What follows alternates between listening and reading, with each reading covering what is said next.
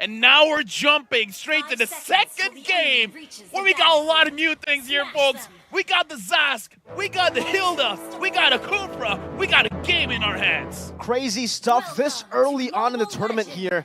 Game number 2, match number 2. And it is already some big picks. The Hilda, the Zask, like you mentioned. But it is going to also be a Purify on the Moskov. We're used to seeing the Inspire nowadays, but it does seem like for Bobe, the mid lane, he will be kind of struggling, at least early on. Fangor doing a lot of damage together with Carnage. And now, good knock up over. No, to trade Fangor going into the turret, now taken down! First blood for the Zask! It's T2K. Well, this is the good thing, because you don't always go up against the Zask, right? So you have no idea the power spike that he has, and the fact that he has the War Cry means that he has additional 8% more damage. So perhaps Fangor didn't put that into consideration. 8% is a lot, especially during the laning phase. And now he has even more penetration on his hands. I mean, at this point, right, at the early game, you're supposed to get a lot of mid-priors so that you can rotate over towards Yahiko. But at this point, Yahiko, you can see in the jungle, he's just free farming up against a Hilda. This is definitely not what we expect. The Link should be bullied in the jungle by the Hilda. But at this point, man, Yahiko will just continue to farm up. Level 4 already in the first minute of the game, and he will be able to match up with Mashiro. But again, Ling will be able to clear out faster. If he continues to do this, he'll be able to outfarm and outscale that Frederick. To be fair, I still believe that the best time to invade someone's jungle is after the second turtle, because again, the first 2 minutes, you're going to receive a lot more damage, so perhaps you want to play a little bit more safer in that way. So I feel like it's still okay, but if he dies 2 more times after this, that invade is going to be pretty rough. The first turtle, Brute Force has to secure it. Don't give it over to TK. All right.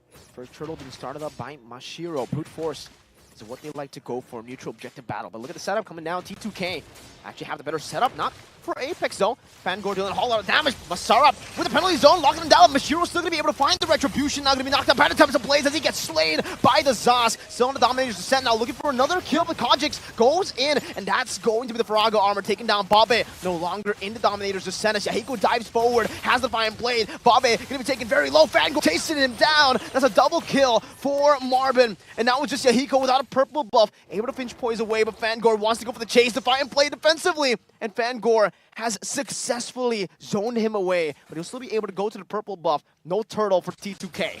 What did our reporters say? What did they do in the early game? Team fight. Team fight. And that's what we saw for both teams. And it's as even as can get. Even though, sure, the first kill went over to T2K, so technically it's a 2-3 trade, but still, in terms of the score, it's 3-3 right now. And I feel like Fangor, he made it up. It's like, sure, he died for his blood, but now he has 3 assists, and now he wants to go for Witch. Oh no, he already used Battle Mirror Image. Now they go in, but the Blazing Duet saves him together with the Tyrant's Revenge. Good rotation over by Apex. It does seem like for now, Mashiro will still be able to even out that lead against the Ling. Now we got to look at the goal difference here, because we got to look at Yahiko, really.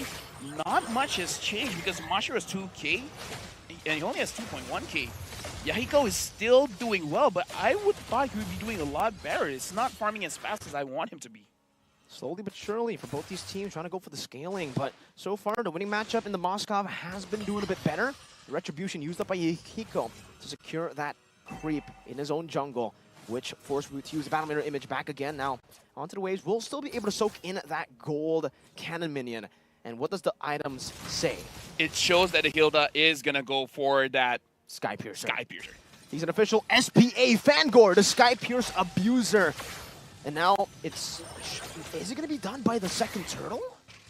Hold on. Looking at the items here, I feel like once the turtle has been secured, that you do have it. So after the turtle, it might be the time where Brute Force wants to take a fight. And again, after this turtle, they can go for the jungle invade. Oh, if he had it, he would have taken Witch down all alone in the bottom lane. Apex charging into the Tyrant's Revenge, able to catch only onto Marvin. Now a good time by Mashiro. Trying to look for an angle to go for the last hit on the turtle. He already used the first kill now. That's some Razor's Wrath combo together with Apex, who steals it away. Marvin blows Apex up with the last Insanity. Now they get locked down by Kojik. It's now Yahiko who gets the trade back. It's a 2-for-1 in favor of T2K. They didn't get the turtle, but they will be able to get some hits onto the turret gold. But so does Black March up top. Yeah, Marvin is able to get his War Axe, and Yahiko is able to get his first item as well. So now we're starting to see a little bit more aggression coming in from both teams. But look at the Moskov here. Black March was able to get free farm, same as Witch. So for both teams, let's look at Witch. Vanguard still does not have... Okay, now he gets it. Imagine, if he got that turtle, he would have gotten it. And look at this, even in the XP lane, Black March has been farming like an absolute monster, LaFell. He is level 8. Which is level 7. Took me a while to look for his name. But either way, Monster Up now having the Dominance Ice means he can deal with the Moskov. I feel like Monster Up could probably go for an early Blade Armor just so that he can actually deal with Black March and make sure that he gives enough space for T2K Esports to actually deal the damage. Apex is charging in. Looks like he finds Vanguard. Revenge and the Rage now used up. Now the Blazing Duet will be able to take him down, but Vanguard does a little bit more damage over towards Witch. Still able to go for the Battle Mirror Images. Black March joins in the team fight now, pinning 2 members down. Straight into the Appraiser's Grab, but in the back line, Bobby with the Dominator's Descent gets rid of Black March. And T2K, they were definitely trained to kill and to team fight. Yeah, this is what they do. They team fight. Now Witch has the Demon Hunter sword, so he deals much more damage. Looks like the Valentina is trying to clear it up. It looks like going in, misses the ult. Stolen penalty zone. No flicker committed just yet. Now with the flicker, Bobby flickers as well. Back to the turret. Not enough to save him, but now it's going to be Master Up swinging the hammer down onto Kajik. Very, very low. Witch getting that first kill, not backing up with the Battle Image. Is very, very low. Kajik still able to survive as Apex charges into Tower's Revenge. Unable to find Fangor. That movement speed just juking him away with the sprint. Right now we're looking at the items here, and I kind of feel like the Moskov having just one item compared to, oh no, it's still the same one item on the Claude. Looking at the EXP as well, looks like Monster Up is going for a magic resist item after this, perhaps the Tina Shield. But again, I kind of feel like looking at the damage coming in from Kojak, maybe he could have delayed it a little bit, but you know what? All's fair. Penalty zone locking him down. Kojak all alone in the mid lane, and it's a pickoff. T2K getting the trade now, looking to go for the turtle. Mashiro on it, gets the retribution. Babe, Dominator's Descent, but Mashiro just gets out of it, and Babe is forced back again. Yahiko was all the way in the bottom side of the map, trying to go for a trade perhaps, but now will be forced back into his own jungle. We got to talk about how even this game is. Yeah. Look at the gold. The gold is the same. In terms of kill, it might as well be the same. 6 to 7, not really that big of a difference. We see the teams, both teams, are not shying away from a fight. Yo, they're meta. Marvin, brute force. Not breastplate. No, just brute force. He got the brute force while playing for brute force, which up top looking for the siege, and with Yahiko, he should be able to take that down. Mashiro actually using the retribution onto Apex, but he'll still be able to get out. Yahiko just wants to get off the wall there, goes back to his own jungle, farming up, and at this point, we're seeing that. What we said in the draft, Yahiko on the Ling, you are going to be able to outfarm the Frederick, especially when we get to the mid game. Now he's level 11 to level 10 for Mashiro, despite the 2 turtles. This is the bad thing about constantly fighting, is that brute force, sure, they got a lot of trades in the fight, but perhaps it might be a better idea to avoid the fights and actually try to control the jungle of T2K, because right now we're looking at items here, and the Ling has 2 items. After this, it is going to be the Endless Battle, and we got to talk about the Zaskier. Having the Glowing Wand, having the Divine Judgment makes it so that he can deal with tankier members. So it looks like Bobby's job is actually to handle Mashiro as well as Marvin and Vanguard.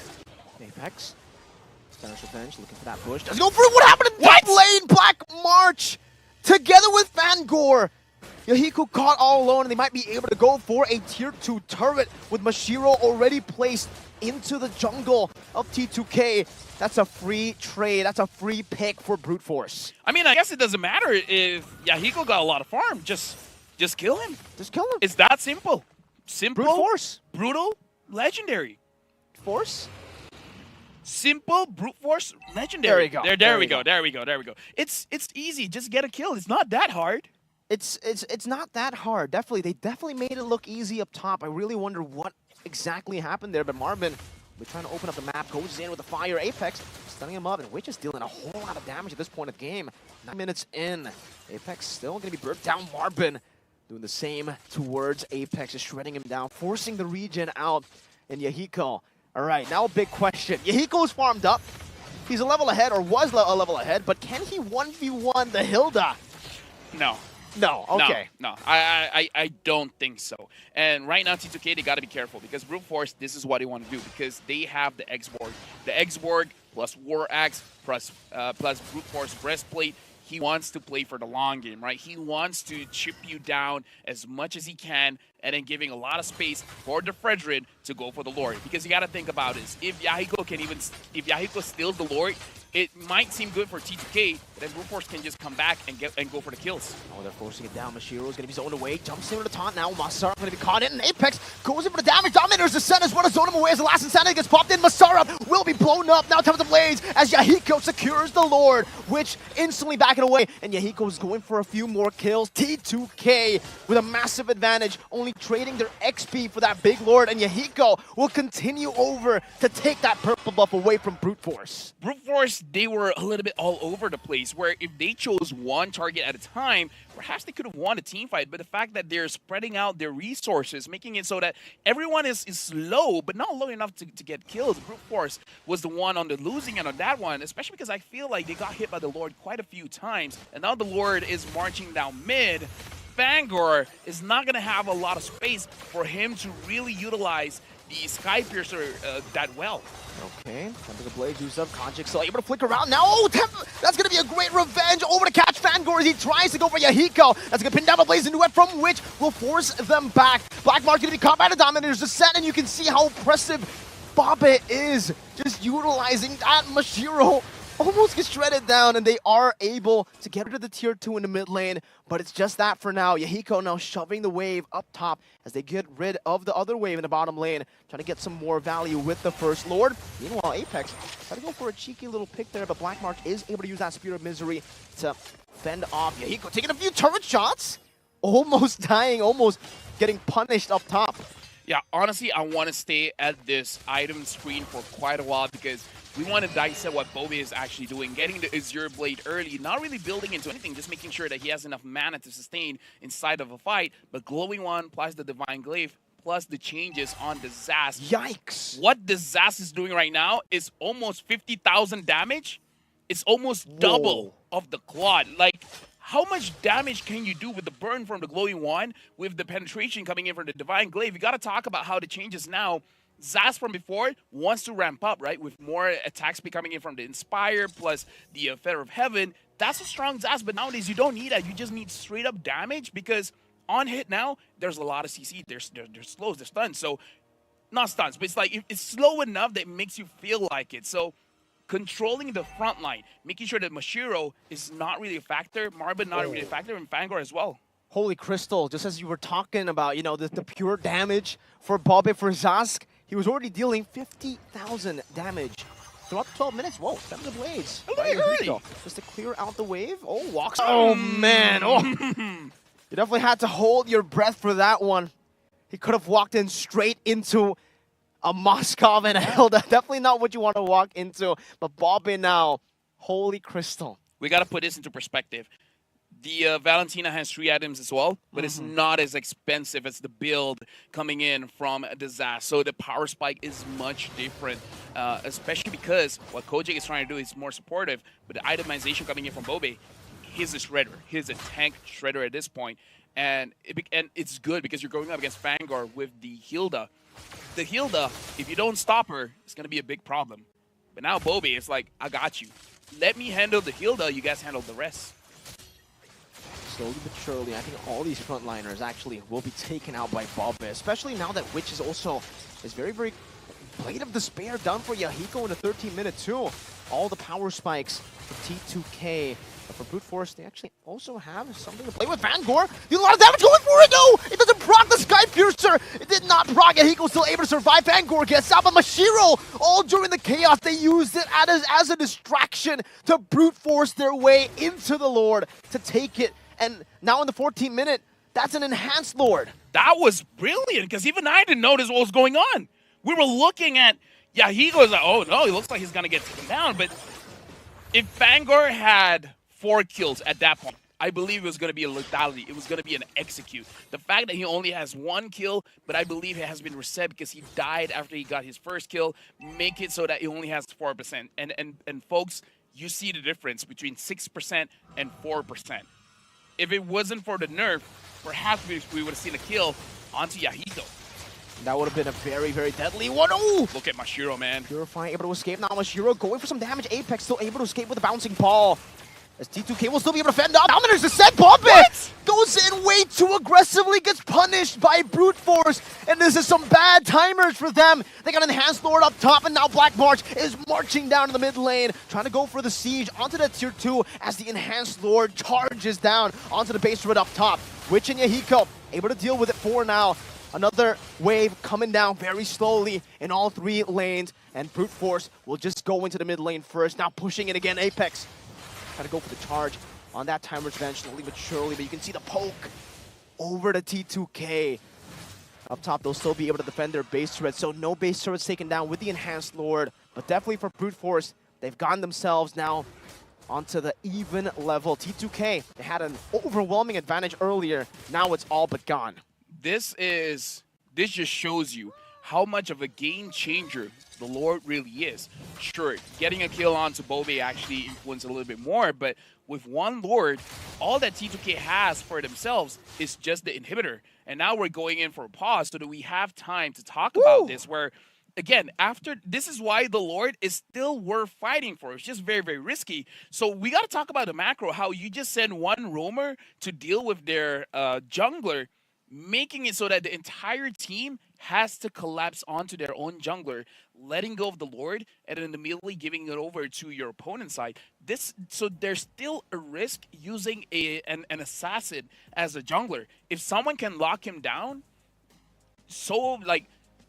lock him down aggressively like the Hilda can, making it so that the entire team has to abandon their positioning to help your jungler, it's a big impact. So honestly, Brute Force played that very well. Make sure they got the Lord. Make sure they got a kill onto the mid laner. The mid laner can't clear the lane as fast. Super minions charging in. And then you go in and get everything but their inhibitor. Honestly, beautiful play coming in from Brute Force. Really well played. The fact that they were able to play with all those forced errors were really impressive, considering they were the ones behind, because I think we're kind of used to seeing those forced errors being displayed by the winning team. That's like a normal occurrence here in MLBB. The fact now that there are some changes onto the Lord, that you can't hold onto it with the lead even, that grants us some more creative plays like that to happen, right? I mean, Fangor, I think at that point he was ready to just sacrifice himself, go for the trade, because even if he went in, died for Yahiko, that's incredible value. But like you said, that 2% nerf really played a massive play there, because imagine if Yahiko was taken down, executed by the Sky Piercer, and they got the Lord.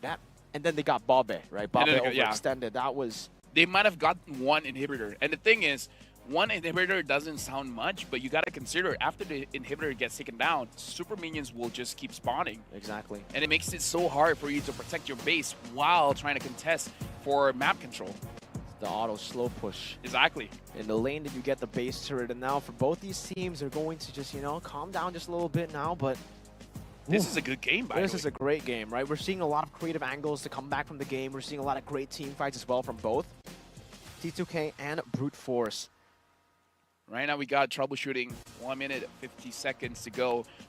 During this time, again, I want to talk about Bobe on the Zaz pick, because I believe the changes for the Zaz makes the impact instant. And I kind of feel like that's the biggest change compared to Zaz from previous patches, where you want to ramp up, you want to get it to a point where the slow is slow enough that the opponent can't move. Now it's instant. The moment someone gets hit, it's the immense slow is applied, and afterwards you just want to deal as much damage as you can. But again, we see some positioning errors that might be difficult for the Zaz, because now even though you can spawn your Nightmaric spawn wherever you want using the ult, you don't have to use your first skill spawn to change it into your ult. But still, the positioning is still going to be very difficult as a Zaz.